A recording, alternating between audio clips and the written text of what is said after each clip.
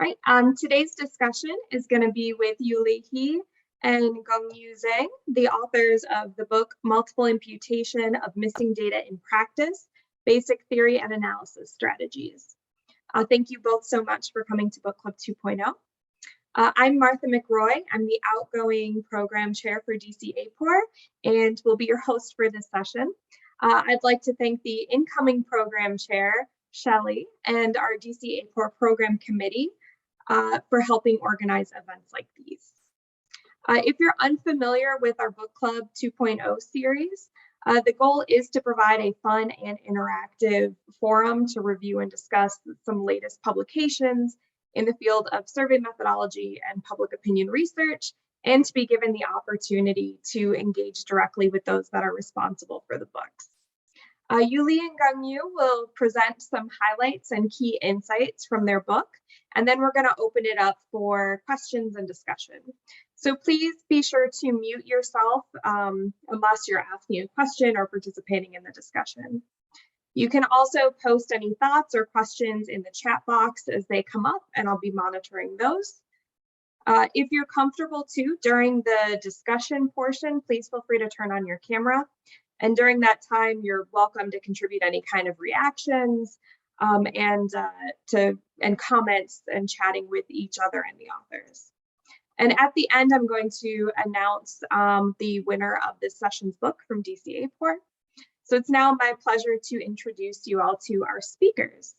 So Yulei is currently a mathematical statistician in the Division of Research and Methodology at the National Center for Health Statistics at the US CDC.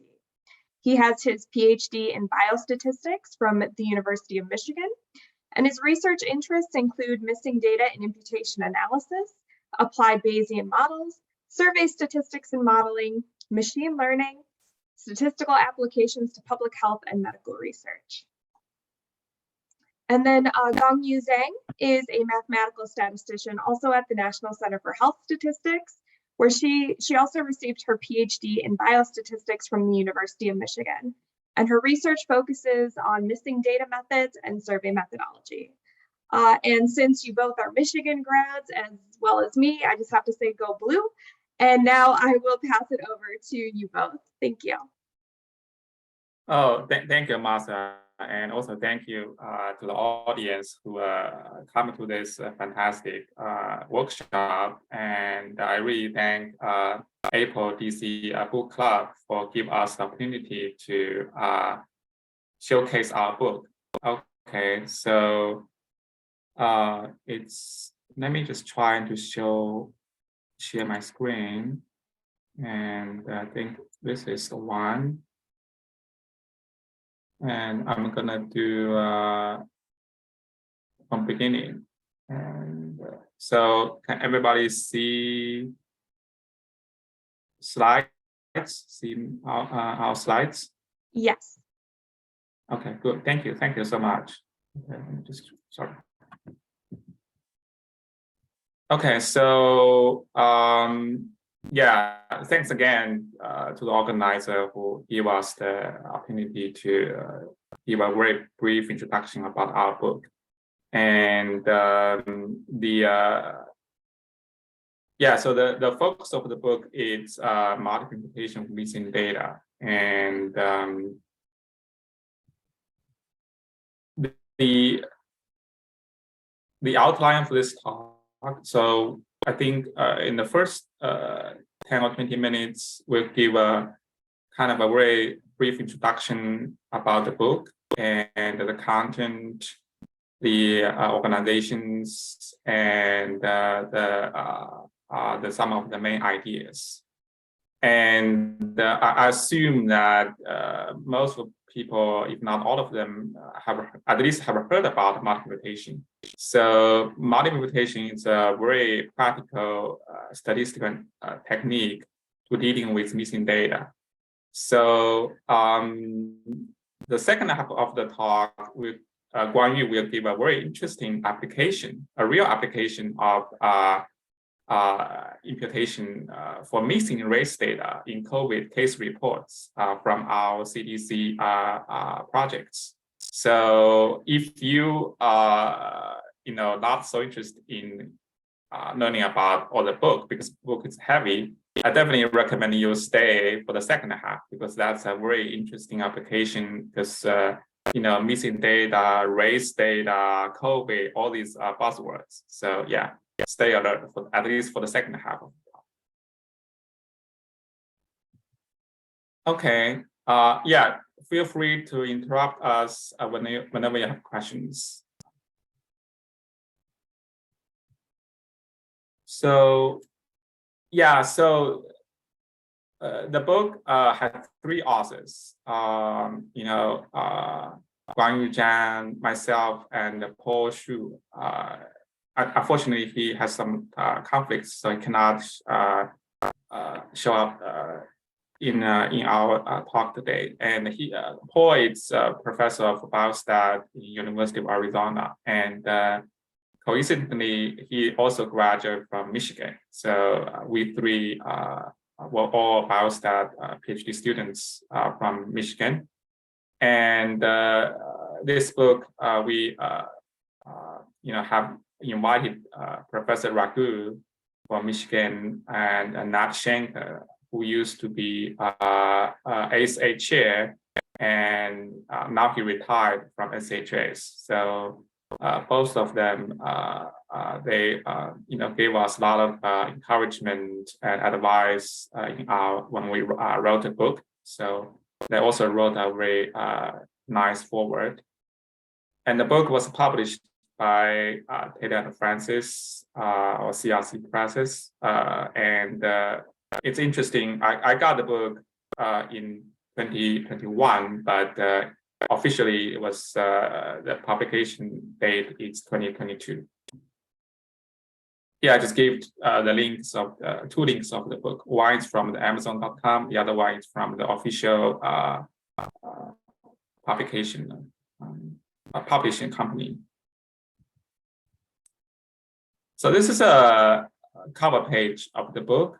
So in a minute, I'll show what this means. But I guess for people who are familiar with spot imputation, you probably already know the idea.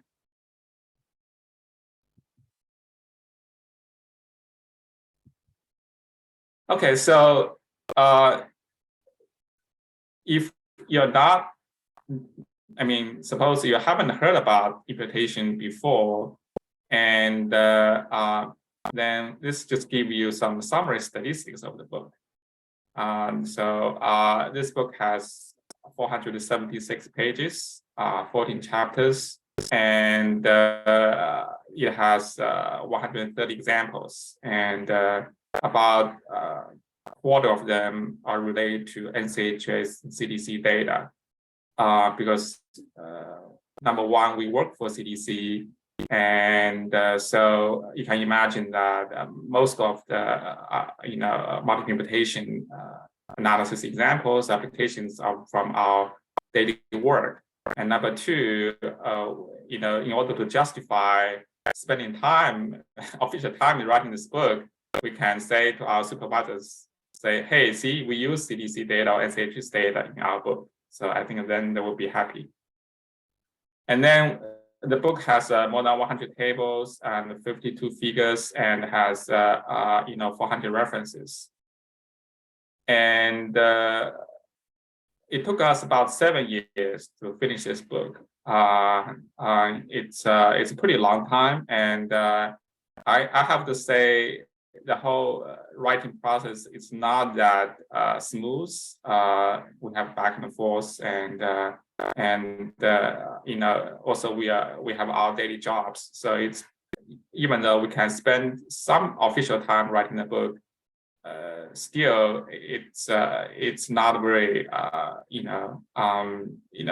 the resource is pretty thin, and but many thanks to our current or former colleagues and collaborators, and within CDC or outside. So we have acknowledgement in preface of our book.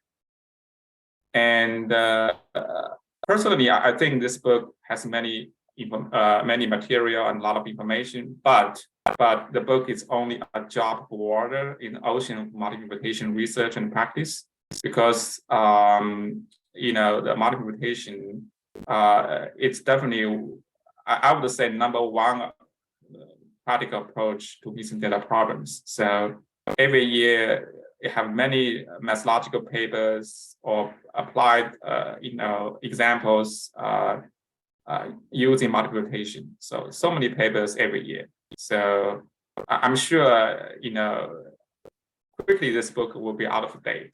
So, but it would definitely, I hope this will provide some baseline or some quick reference for people who are interested in knowing more about the multiple imputation. Okay, so I'm sorry. So this is about the I don't know whether but anyway, so this is the basic goal of multiple imputation. So the basic idea of multiple imputation. So the goal is to obtain correct statistical inferences for data with missing values. So that's really the goal of multiple imputation. And it's a model-based approach. So you can apply basically any model to the imputation. But I think it's easier to understand this process by think of this as multiple steps. So first step is to assume an appropriate missing data mechanism for the missing variables. So missing data mechanisms, it's you probably have heard these jargons like missing complete at random, missing at random, and missing not at random. Okay, so what do these terms mean? I mean, I'm not going to talk about this in this slide, but I do think it's important to understand, the idea behind the missing data mechanisms, and then before you're doing any imputation project, to have a realistic assumption about the missing data mechanisms. Okay, so once you have some assumptions about the missing data mechanisms, then this is perhaps the very important step. We need to formulate a statistical imputation model to relate. So what does the model do? The model does do is to relate the missing variables with observed variables in the data. So we want to find some models that include certain variables, and these variables can be used to predict the missing variables. Okay, so that's the base idea of the statistical imputation model. Okay, and so then suppose we identify such models. Could be not just one, could be multiple of them. We can talk about this later. And then once we have these models, or one model, and then we can impute. So impute means you replace the missing values by random draws from the posterior predictive distributions or the approximations derived from the imputation model. Okay, so this posterior predictive distribution is basically kind of a technical term used in Bayesian statistics, and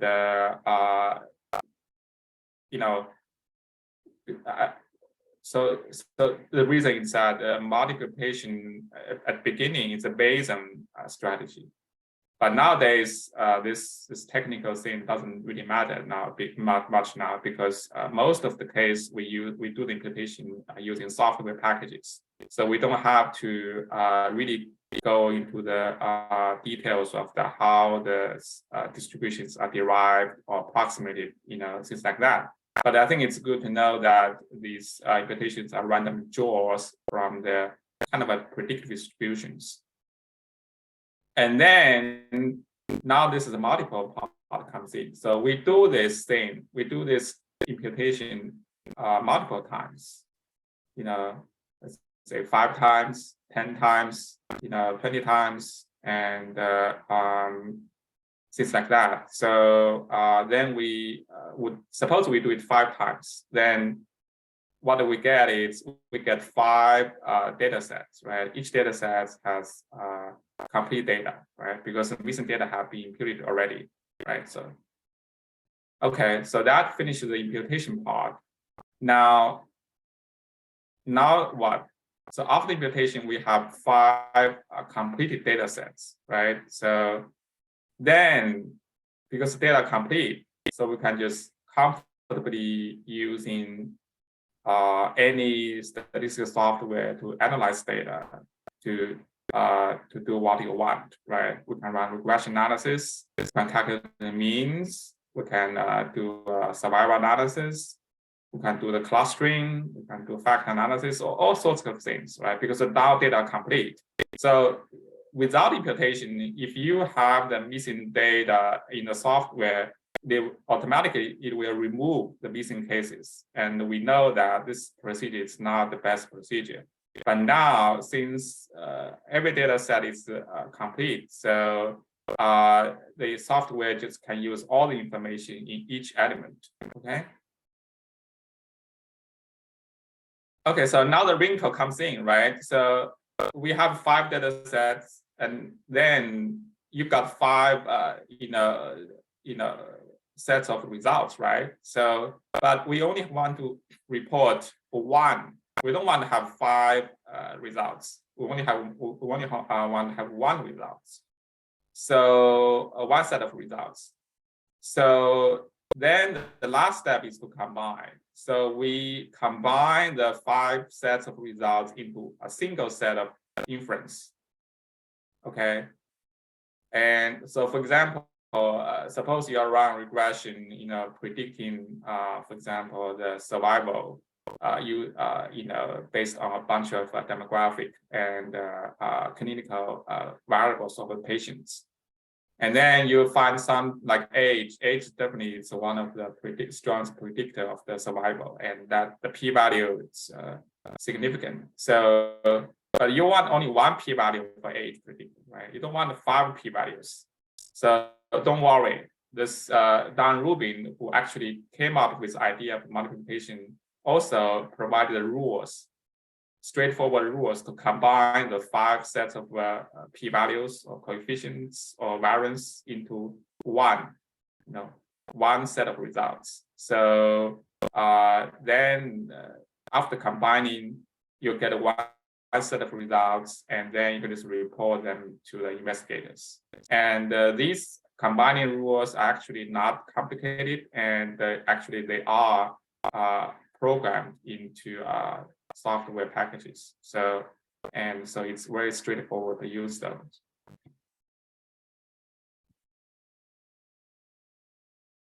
Okay, so let's go back to the cover page. So what it's using the graphics to show the process. Okay, I mean a simplified process. So here you see this is a very small data set. Let's say we are talking about 3 observations. So this 1.1, 3.1, the same 2 variables. Okay, 1.1, 3.1, and this is 1 observation. The other observation has a 2.2, and this is missing. And then the 3rd observation has missing this variable, the first variable, but 3.8 observed for the 2nd variable. Okay, so suppose if you just analyze the data without any manipulation, if you just provide this data set to the software, it definitely will move the 2nd one, 3rd one, right? Because that's the default option. That's the default option in the software packages. Okay, so now how do we do multiplication? So we apply a model and use software to impute, and then so let's say we do 5 imputation. So in the first imputed data set, this missing observation becomes imputed as 1.3, and this missing observation is imputed as 2.3. Okay. On the 2nd imputation, because of the variability between imputation, this observation is imputed. I mean, this missing observation is imputed as 1.1, and this missing case is imputed as 1.9. Okay, so the 2nd one, you can do the 3rd one, the 4th one, and the 5th one. So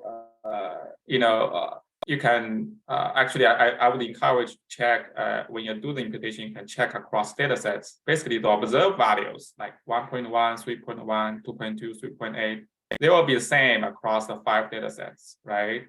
But the imputed values for the 2 missing observations, they should be different.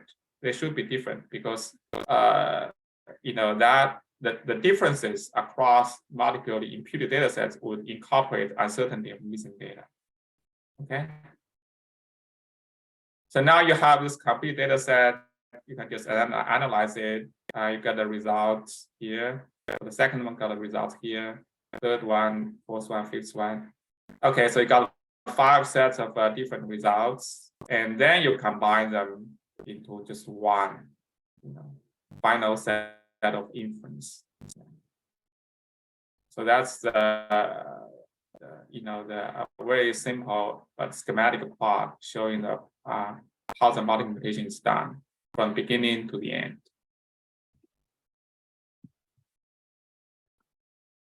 Okay, so I assume that if you Google multiplication, you'll definitely see a lot of scheme plots like this. Okay, then so what is the contribution of our book particularly? So this page gives you some kind of organization of this book. So the first 3 chapters are the introduction and some theoretical background. And for example, I just mentioned the Bayesian. So you'll find a very simple summary of the Bayesian statistic, the idea of that, and also some basic statistical concepts like mean, variance, and Monte Carlo simulation, things like that. I think knowing this theoretical background would help readers to know more about multiplication. Then from chapter 4 to 5, we'll begin kind of a more detailed journey of multiplication. So first, make things simple. Suppose we only have one variable with missing data, right? So just one missing variables, and all the other variables are fully observed. Then we introduce some imputation methods, parametric methods. For example, you can impute a continuous missing variable using linear regression model, and the robust methods. So for example, you can use predictive beam matching. I think this is a very well-known term, which is actually kind of a regression version of the hot DAG. Okay, so after dealing with the univariate missing data, we go to the multivariate missing data. Okay, so that often happens in surveys, right? Because if you have a survey, large surveys, more specifically, and you probably have people just don't really want to answer all the questions, and so you may have missing cases here, missing cases there. So you could have a lot of variables with missing data, in each of them. And there are 2 approaches. One is joint modeling. Basically, you impose a multivariate statistical model to impute all the missing data at once. And the other one is actually more popular nowadays. It has different names. So in this book, we call it fully conditional specification approach. But I think the other 2 names, which is also very popular, is MICE, multiple imputation by chain equation, and a sequential regression multiplication, SASMi. So that's basically MICE or SASMi. And now in the next 4 chapters, we talk about multiplication for data of the different types: survival data, longitudinal data, and there's one chapter specifically devoted to complex survey data, which is, I think, the main data that our audience will work on. and also data subject to measurement error, which often happens in epidemiology studies. Okay, so nowadays, people may wonder, okay, so you see, we have all the software packages which implements the imputation models, and I'm sure we have many choices for imputation models. How do we know which model is better and which model is not good? So we have a chapter that talk about a little bit about imputation diagnostics and evaluation. There are some advanced topics, which are in chapter 13 and 14. We talk about non-ignorable missing data. So that's non-ignorable means a missing not at random. Okay. And for example, I think income is usually one of the cases that people like to refer to when they talk about missing not at random. So typically, people would believe that if you're in the survey of income, the people with high income data, they typically are more likely not to disclose the income, even after controlling for other variables. Okay, so for example, I guess if you ask Elon Musk about his income, he probably wouldn't tell you, right? So interestingly, that's not the case in a national health interview survey. So we gave an example in the book, actually showing that in that survey, it's in fact the opposite. It's people with lower income, they are actually more likely to have a response controlled by other variables. So another topic of interest, the multiple imputation uncongeniality. Okay, so this term is I think it's very well known in the multiple imputation research literature, but may not be that well known in practice. But I'll give you a quick illustration. So the meaning of the multiple imputation uncongeniality means that, so going back to this case, right? So basically you impute the data, okay, here, assuming you use some models. And then when you analyze in this part and also this part, you use another model, okay? So let's say just for the sake of brevity, I will call it imputation model and analysis model.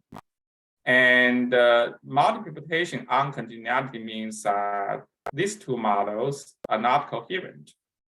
In fact, they don't have to be coherent. And so that actually brings a lot of interesting issues to the multiple imputation analysis, because in typical statistical analysis, you probably just have one final model, right? That's an analysis model. But in this case, you have the option to use same or different model to impute missing data. So the possible incoherence between the two models would actually impact the final inference here. And I think in fact, I think in the second half of the talk, Guangyu will give an example that that is actually a very interesting example of the imputation uncongeniality. And nowadays, we have this big data, high dimensional data. So we also give a quick overview about how do we apply multiple imputation to deal with those situations. So I would say about 20% of the material is new to literature. And so in addition to give readers some basic idea for multiple imputation, we also hope some new material written in the book can open up new research questions and some motivate more advance of the models, methods, or using of multiple imputation in practice. Let's just give a few quick examples of multiple imputation projects at our agency. So actually, our agency is one of the federal agencies that has used the multiple imputations at early time, and also has been using it for the past 20 years. So one of the classic examples is, as I just mentioned before, that imputing of missing income data in the National Health Interview Survey annually. Okay, so every year we impute missing income data in the National Health Interview Survey and release multiple imputed income data to the public. So Guangyu is actually leading this project. And we also have this very famous survey, National Health and Nutrition Examination Survey, NHANES. And there we had a bunch of multiple implementation projects. And one of them is this dual energy X-ray absorptiometry data from 1999 to 2006. And in our agency, we also have linkage data. So basically link our surveys with administrative data, for example, from CMS. So when you link the two data systems together, there are definitely some missing data issues and also underreported data issues. So in this case, the linkage between NHANES and the CMS data, there's underreported Medicaid status, and there's some imputation projects to deal with underreported Medicaid status from the linkage data. And so there are just a brief survey of the imputation projects in CDC and CHS, and I'm sure there are more to come. And also, I'm sure that perhaps in your organizations, they definitely have missing data problems, and maybe you have already used imputation or considered the use or have thinking about using imputation. So if you want to do that, you're welcome to do that.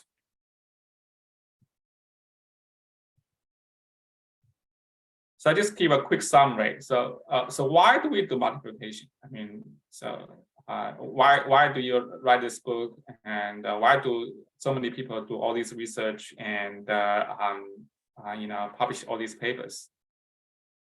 Fundamentally, it is a statistical strategy that appropriately accounts for the uncertainty of estimates due to missing data. So we have to realize what it does, right? It appropriately accounts for the uncertainty of estimates due to missing data.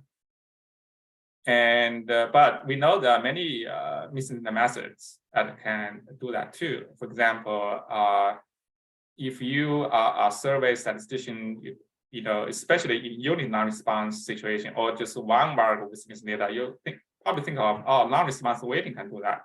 Yes, that's true.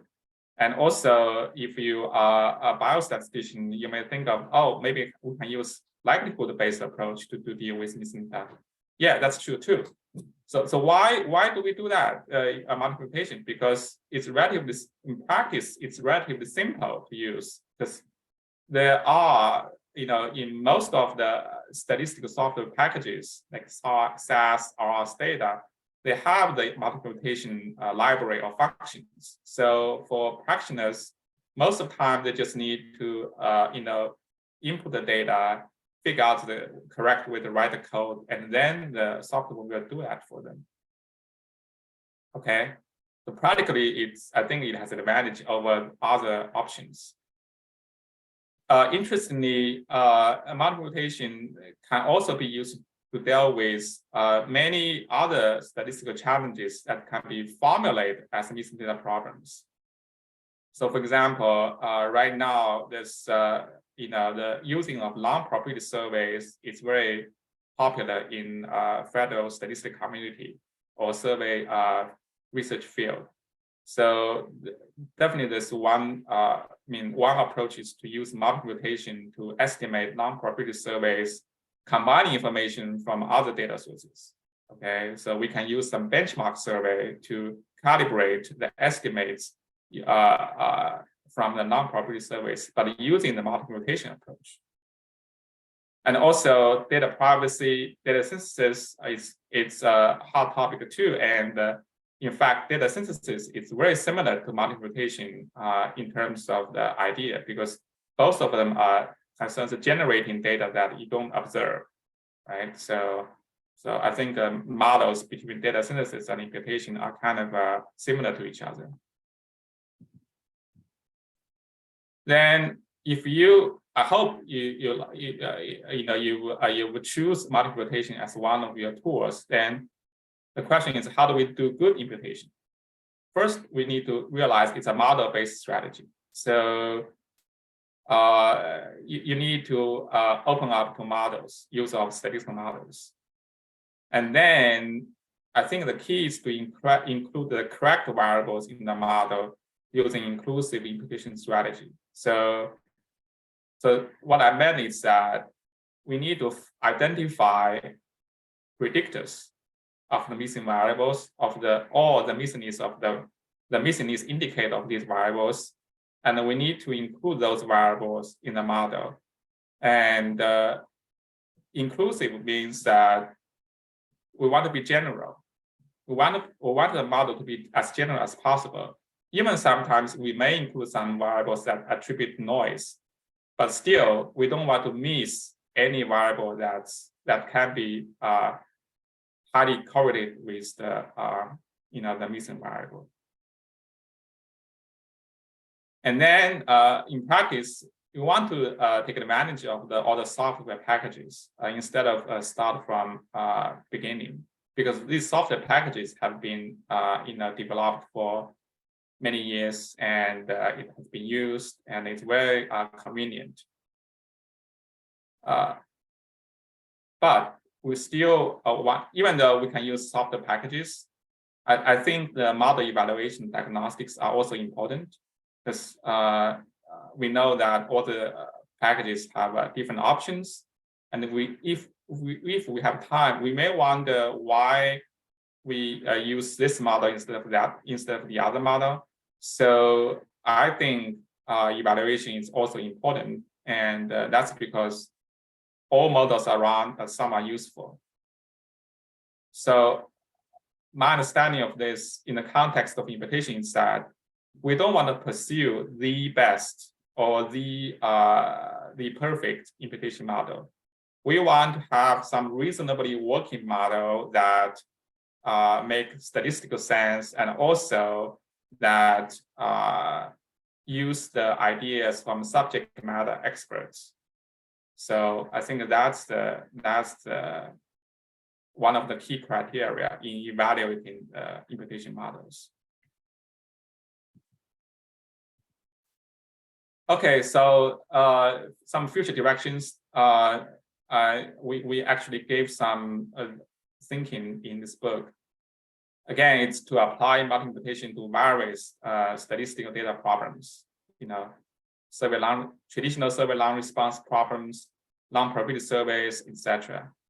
And also implement these models or procedures in the software. Keep doing that and disseminate them to practitioners, SAS, R, and even Python. And now I think we are living in the world of more models, more advanced models, right? So one possible direction is to incorporate more advanced modeling ideas, like from machine learning, deep learning. Especially we are dealing with big data within the problems to the multi-imputation research and practice. So so there's so many things to be done for multi-imputation. So we hope that we can write the second edition of the book in the future. Okay, so I think I'll stop, and I'll have Guangyu to talk about her real data example. Okay, hi everyone. So next, I will just talk example. Next slide, please. So this is from a project I have been working on with my colleagues from CDC and NCHS. It is a multiple imputation of missing race and ethnicity data in the CDC case level surveillance data system. Next, please. The CDC's case-based surveillance data system contains case-level information on most COVID-19 cases in the United States. So the CDC COVID data tracker have more information about this data. However, for this data, there's an issue that is the demographic information on race and ethnicity have a lot of missing values. So for example, for the data we have been working on, that is from January 2020 to the September 2020. For this data, for race, there are about 35% missing values, and there for ethnicity, the missing percentage is 47%. So the missing percentage were very high. So even though there have been many efforts to increase, to improve the data collection on race and ethnicity, missing data on race and ethnicity has still been a problem in health and healthcare data systems. Next, please. So this slide shows how race and ethnicity were collected on the CDC COVID-19 case report form. So the form is pretty long. There are 2 pages, but so they try to collect a lot of information. For race and ethnicity is collected as this. So for ethnicity, there are 2 categories: Hispanic Latino and non-Hispanic Latino. If the unknown box is checked, then the ethnicity is missing. For race, it's more complicated. So here we can see there are many boxes, and also for one person, they can select multiple boxes. So if only the unknown box is selected, then the person's race is missing. If only one of the remaining 6 boxes selected, then the person's race will be determined by that category. And if a person, there are 2 or more boxes selected, then the race will be classified as multiple race. For analysis, multiple race and other race will be combined into one category because a smaller sample size for the 2 categories. Next, please. So for imputation models, we decided for race and ethnicity, we will impute them as 2 separate variables. That is not to include combine them into one variable, because missing data patterns differs by race and ethnicity. Some people have missing values on race, some people have missing values on ethnicity, and some people may have missing values on both. Second, also for the case surveillance data, the case report form try to collect a lot of information on demographic, exposure, clinical information, and so on. However, most of the information is missing for more than 80% of cases. So finally, we only include the case age and sex in the imputation model. On the other hand, for the case report data, there is another information that is a case county of residence, where the Federal Information Processing Standards System, or the FIPS system. Next, please. So using this FIPS information, we can link the case data to the county level data. So in our study, we linked 3 county level data sets to the case data. The first one is county health ranking data. This data is from University of Wisconsin. This data measures the health of nearly all counties in the country and ranks them within the states. The second data is vintage county population data. This is from Census Bureau. This data estimates the population for the nation, states, and counties every year. The third data is CDC ATSDR Social Vulnerability Index data. This data measures potential negative effects on the communities caused by the external stress on human health. So from these 3 data sources, we select 18 county level variables. These variables were related to race and ethnicity, as well as missingness of race and ethnicity. Next, please. So this table shows a few examples of data included for imputation. So the first 4 variables were county level data. The last 2 variables were case level data. So we can see this is the table by missingness on race. we can see these variables are quite different for people with missing values on risk and not missing values on risk. So that's why we include these variables for imputation. Next, please. So for this study, we tested two models. The first one, we use risk as 6 non-mutually excluded variables. So for each variable, it's binary. So for example, for black, whether the person is black or not, and then whether the person is white or not, and so on. So altogether, there are 6 binary variables included. After imputation, a person's risk was categorized based on the imputed value of these 6 variables.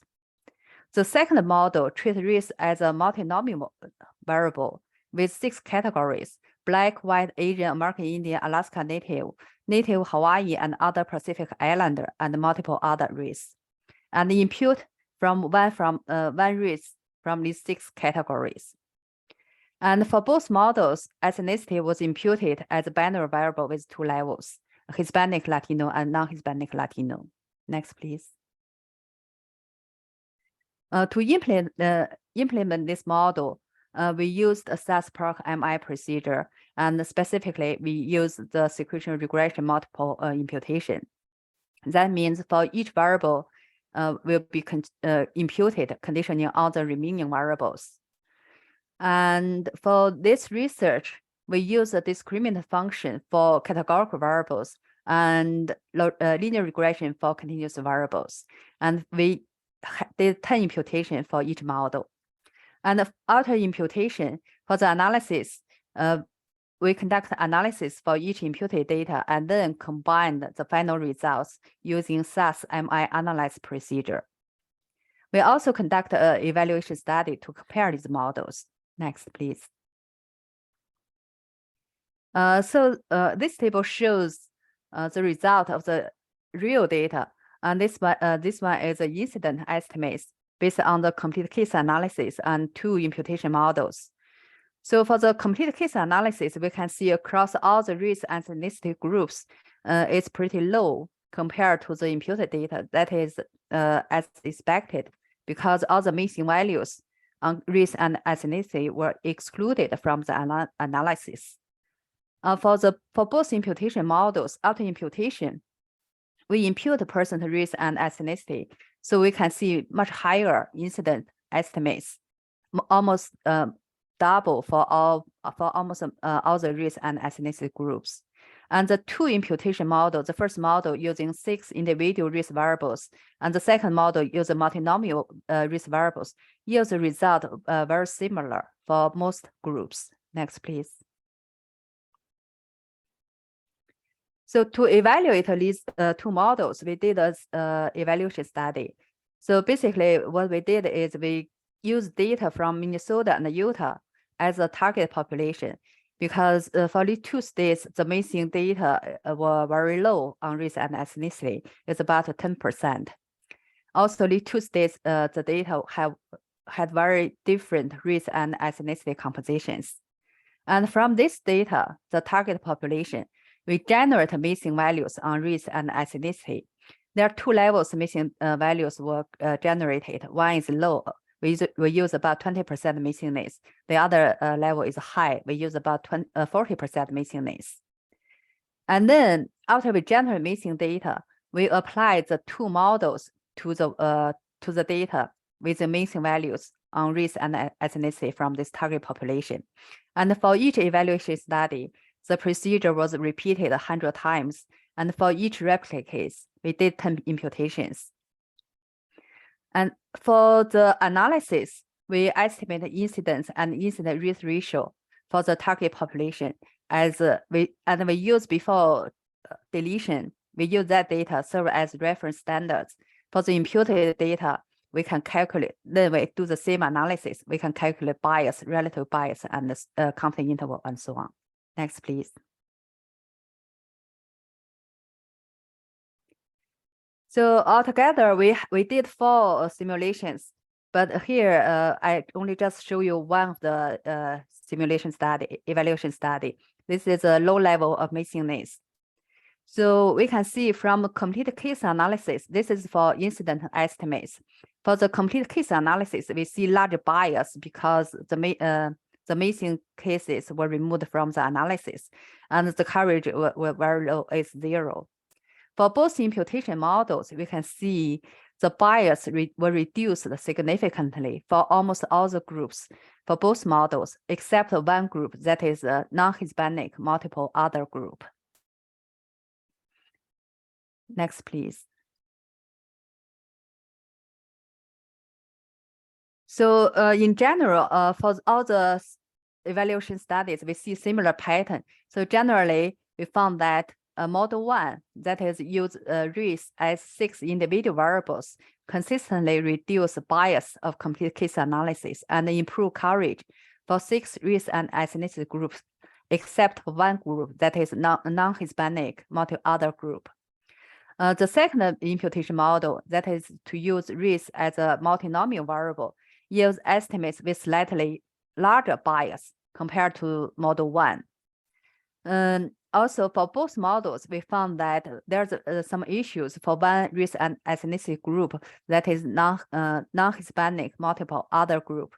So additional research will be needed to identify a better approach to get a more accurate estimate for this race and ethnicity for this group. However, overall, we found that when missing data exists, the multiple imputation appears to provide better incidence and incident risk ratio estimates to monitor health disparities among racial and ethnic groups. And the result of this research was published early this year by the International Journal of Statistics in Medical Research. So if you are interested in this research, you can contact me or just search this paper online. Okay, I think that's all for this project. Thank you. Great. Thank you. Yeah. Oh, I was going to say thank you both so much for walking us through some of those details of your book. I just wanted to open it up real quick if anyone had a question or two to ask the authors about multiple imputation.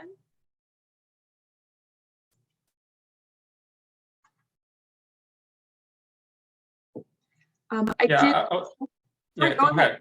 No, I was trying to provide a comment about this very interesting COVID example. You see that, for that project, in order to make good imputations, I think Guangyu and her colleagues need to get extra data source, right, to find county level predictors for the race and ethnicity, because in the original case reports, the age and the sex, they are the only 2 patient level predictors. So we need more. So I think, really the multiplication, you really need to think not just a statistical model, but a lot of other things like extra data sources. And also, I'm sure when you get a lot of subject matter input from epidemiologists in your group regarding what variables can predict race and how do we get those data. So it is a comprehensive project. And I really enjoyed in the example that you were looking at, imputation in different ways, especially for check all that apply kind of questions is it better than to go through each individually, to group them together, categorize things? So I think, all your examples are going to be really, really useful too in your book. Yes, thanks. Yeah, it's very interesting example. So this is based on the CDC COVID response. So we try to do this as quickly as possible. So yeah, if we have enough time, maybe we can explore further to see how to improve imputation for the other group, but we didn't have that time. So sorry, for version 2 of the book, right? As long as hopefully it won't take 7 years to revise the the next version. Yeah, maybe we can. So maybe we can have your example in the second edition of the book, if possible. Because COVID, no matter what, it's definitely one thing in the human history. So I think any example that's related to COVID definitely would be interesting example in any upcoming books. Yeah. Definitely. Hi, I have a question. This is David Kashihara from the Agency for Healthcare Research and Quality. First of all, Hi. I want to thank you authors.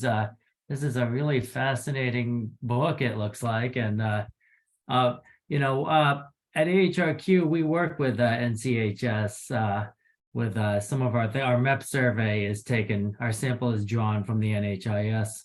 And so it's really interesting to see all the applications that you've already implemented at NCHS. You know, we've received pushback trying to implement multiple imputation. And so, you know, and this was a while ago, you know, and then the whole issue with having multiple data sets early on before that Rubin combining paper. So I was wondering, you know, and that was the other thing that stopped us. And this was, again, 20 some odd years ago when we were first looking into this. So I was wondering, in your book, do you go through the Rubin procedure, and do you have any examples, just out of curiosity, to help walk people like us through stuff like that? Yeah, thank you. That's a very good question. Yeah, actually, I think your question goes back to the you know, the why multiple imputation was proposed. So I think at the beginning, Rubin proposed this idea really just for agency to handle the, you know, non-response data set. So he proposed the multiple impute, but also not only that, but also release multiple data sets to the public data users. So our book definitely includes a format to do that. But I think, David, you raised a very good question. Is that I think most of the times practitioners are still not used to analyze multiple data sets, even though the rules are kind of straightforward. I mean, and I think that's why, to be fair, I think we have a lot of you know, missing data in all the across all the federal agencies, and I'm sure many of those use imputation, but I would say not all of them, maybe not many of them use multiplication, because I think they are really, you know, they want to help. They don't want to bother practitioners too much, because I think the users already complicate, you know, for example, read the data set, go through the README file, and checking out all the documentations. And now you give me 5 data sets to analyze those. That's just crazy. So I completely understand that. So I think now multiplication is perhaps used more in kind of you know, biostatistics, like, you know, there's no need to publish data. They just need the analysis results. And so, and also another fact is that I think Guangyu can give more comments, and you have to deal with production, right? I mean, not just using model analyze, but you are dealing with data production group, and they have a time pressure, and they need to release all those documentations about the multiplication and things like that. So yeah, so Guangyu, do you want to say a few things about that? Because you are really leading this income imputation from HIS. Yeah. Yeah, so for production, yes, for imputation, they will need to do a lot of actual work to prepare, and also for disclosure risk analysis and so on, and documentation. So, and also they want to give user examples to do the analysis. So yes, there were a lot of actual work associated with imputation. Yeah. Yeah. So yeah, I think we hope to still you know, promote this, but on the other hand, we definitely we're trying to be realistic, so that at least you can, suppose for production purpose, you don't want to release multiplication for whatever reason, but I think internally you can do some evaluation to see, I mean, try multiplication, try to compare this with typical weighting methods or other things, or even single imputation with appropriate variance estimation to see if the results are consistent or coherent. And then you can decide from both methodological and a production perspective, which way is it's an optimal way to deal with non-response. Okay, yeah, that's great idea. Thank you. Okay, thank you. It's a good question. Yeah.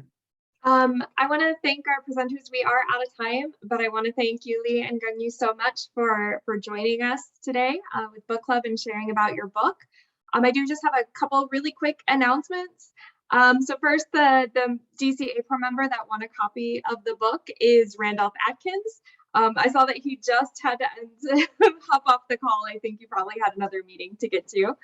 And then we actually have our next Book Club 2.0 scheduled for February 7th, where we will have author Matthew Salganak, who will be talking about his 2022 AAPOR award-winning book, Bit by Bit, Social Research in the Digital Age. And just one last quick announcement, on January 5th, DC-AAPOR will be having our holiday party at Clyde's of Gallery Place in Washington, D.C. The party is free for DC-AAPOR members, but you do need to register on our Eventbrite page. So hopefully I'll see you there. And thank you so much again to our authors and for you all for attending and learning more about this book. Thank you, Martha. Thank you so much. Yeah, happy holidays to everybody. Happy holidays. Thank you. Bye. Bye. Thank you very much.